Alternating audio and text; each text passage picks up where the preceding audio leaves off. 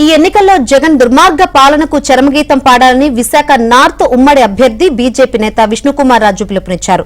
స్థానిక 26వ వార్డులో టీడీపీ స్థానిక కార్పొరేటర్ తో కలిసి ఆయన ర్యాలీ నిర్వహించారు.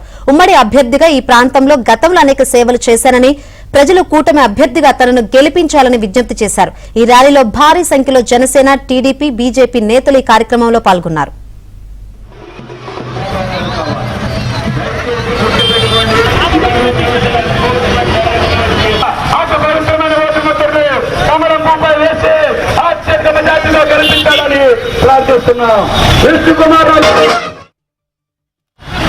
ఇంత దుర్మార్గపు పరిపాలన చేసిన వ్యక్తుల్ని ఆంధ్ర రాష్ట్ర ప్రజలు రెండోసారి మళ్ళీ అవకాశం ఇవ్వకూడదు.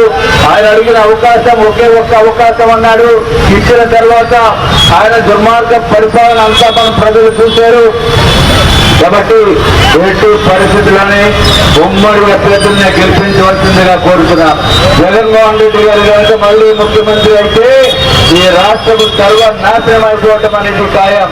దారు దోపిడీలు కూడా జరగడం అనేది ఖాయం. విశాఖపట్నాన్ని గంజాయి క్యాపిటల్ కింద చేసిచ్చారు జగన్మోహన్ రెడ్డి.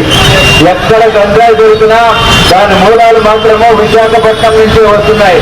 కాబట్టి ఇటువంటి దుర్మార్గపు ప్రభుత్వాన్ని రాష్ట్ర ప్రజలు అర్థం చేసుకుని దయచేసి ఎట్టి పరిస్థితుల్లోని వైఎస్ఆర్సీపీకి ఓటు వేయకూడదు. ఎవరైనా ఓటు వేద్దామని అనుకుంటే మన పిల్లల భవిష్యత్తుకి ఉరితాడు వేస్తుంది.